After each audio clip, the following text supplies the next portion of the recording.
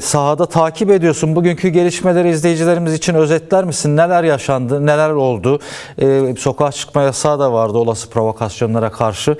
Haseki halkı buna uyuyor diye görüyoruz buradan takip edebildiğimiz kadarıyla. Söz sende Renaz. Evet, dünden beri gerçekten Haseki'de olağanüstü bir durum yaşanıyor diyebiliriz. Çok ciddi önlemler alındı. Bugün heyet saat 2:30 civarında, 3'e yakın saat 3'e yakındı. Haseki'ye giriş yaptı. Yaklaşık olarak 15 konvoyluk bir araç halinde geldi. Hol üzerinden buraya giriş yaptılar. Şöyleydi, 9 tanesi zırhlı araçtı. Hafif silahlar vardı onların ellerinde. Yani güvenlik gücü olarak, yani asayiş gücü olarak gelmişlerdi.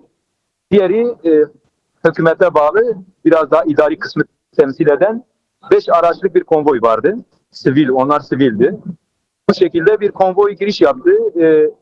Cizir Asayiş Komutanlığı'na bağlı. Şu anki durumu itibariyle de şöyle belirtebiliriz. Artık Haseki Valiliğine bağlı komutanlık nezdinde, onların kontrolünde bu konvoy giriş yaptı. Evet. Açıkçası şöyle bir durum gerçekleşti. Tümüyle aktarmak istiyorum bütün gözlemlerimizi, oradaki yaşananları. Şimdi konvoy gelmeden önce, daha Haseki'ye varmadan önce bu uyuyan hücreler peyderpey harekete geçtiler. Silah sesleri Haseki'den yükselmeye başladı. Farklı noktalardan. Biz durumu o şekilde tahmin ediyorduk. Gerçekten çok ciddi bir provokasyonun olacağına, evet, bu süreci sabote etmek isteyeceğine dair çok bilgiler geliyordu ve bunu da tahmin ediyorduk, böyle bir şeyin geleceğine.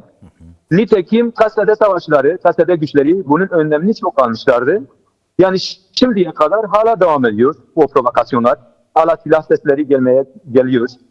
Yani ilk etaplara göre nazaran azalmış, fakat hala devam ediyor. Bir durum var, böyle bir provokasyon durumu hala var. Renaz, peki... Şimdi şöyle bir durum gerçekleşti. Konvoy girişe ulaşınca bu sefer yani silahların yoğunluğu, silah seslerinin yoğunluğu daha da arttı.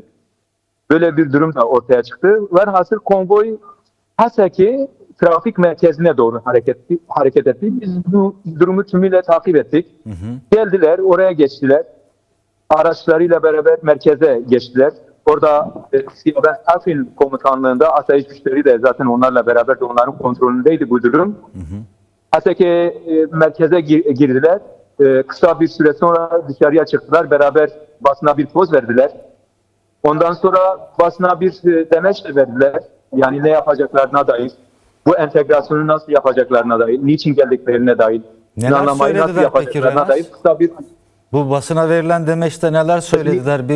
Bir onu sormak istiyorum. Bir de o silah sesleri, yani böyle bir sıcak çatışma tarzında silah sesleri değil de daha çok böyle kutlamavari tarzında provokatif silah sesleri miydi? Yani bu konuya ilişkin de biraz açıklık getirirsen sevinirim.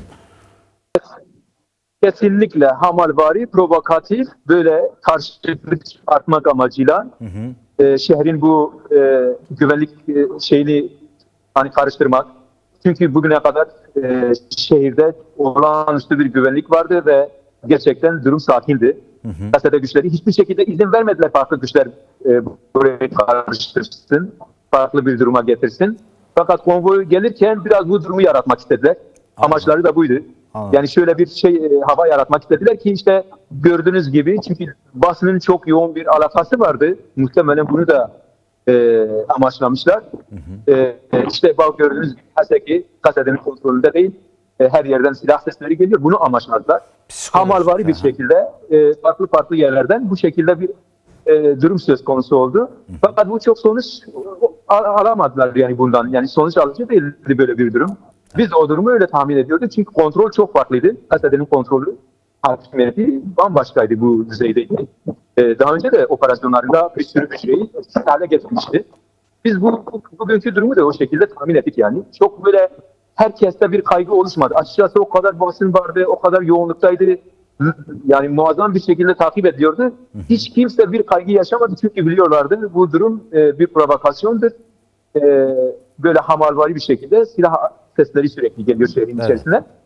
Yani şimdi açıklamaya da geçeyim. Siyaben Erdoğan orada ilken o konuştu. Dedi ki işte bu planlamayı biz beraber gerçekleştireceğiz. Beraber koordine edeceğiz bu durumu.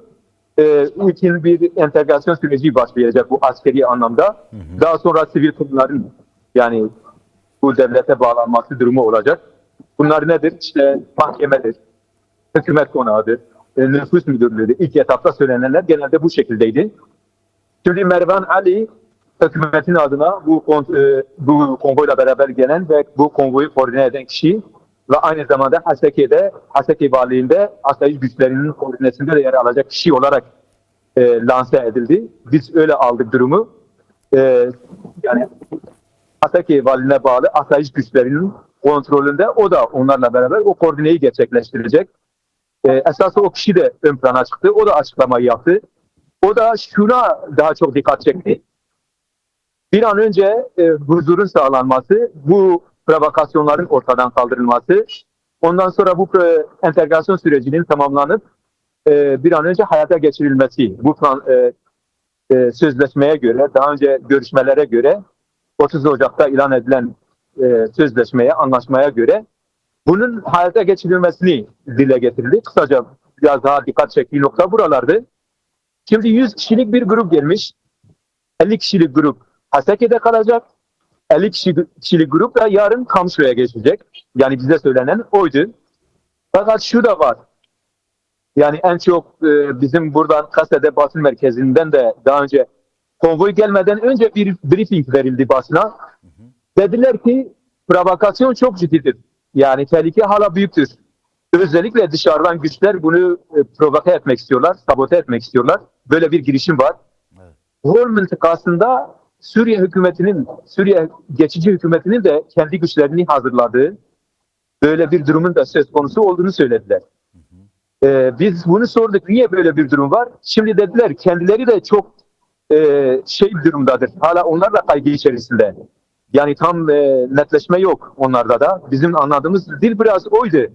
Yani tam böyle bir samimiyet var mıydı? Gerçekten bir dürüstlük var mıydı? Biz onu çok sezemedik. Yani kendi görüntülerinde de böyle bir durum var. Biraz daha böyle bir şey var hala. Ama takip etmeye çalışacağız durumu. Anlamaya çalışacağız. Çünkü 2 Şubat pratikte bir şey gerçekleşiyor. Bu entegrasyonu gerçekleştirecek grup şu an buradadır. Ciddi anlamda eğer yani anlaşmaya göre planlanan o 14 maddelik planlamaya göre eğer hareket edilirse çok ciddi girişimler olur. Yani anlamda, pratik anlamda, entegrasyonu sağlayacak anlamda. Fakat provokasyon süreci de hala devam ediyor. Biz de o tehlikeyi seziyoruz. Dışarıdan özellikle Türk devletini işaret eden çok ciddi şeyler var. Yani bilgiler var.